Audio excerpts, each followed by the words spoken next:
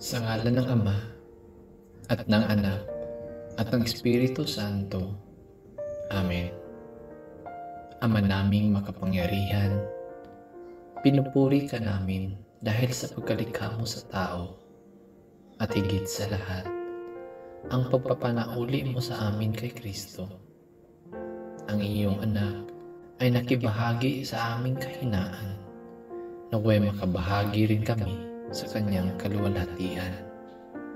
Hinihiling namin ito sa pamamagitan ni Jesucristo na aming Panginoon. Amen.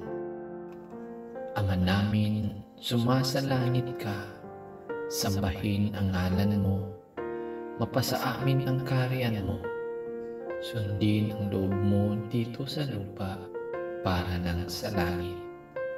Bigyan mo kami ngayon ng aming kakanin sa araw-araw, at patawarin mo ang aming mga sala, para ng pagpapatawad namin sa mga nagkasala sa amin. At huwag mo kaming ipaintulot sa tukso, at iadya mo kami sa lahat ng masama. Amen. Aba, Ginoong Maria, napupuno ka ng grasya. Ang Panginoon ay sumasa iyo. Bukod kang pinagpala sa babaeng lahat, at pinagpala naman ang iyong anak na si Jesus.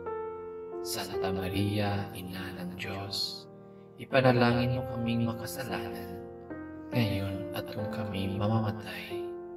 Amen.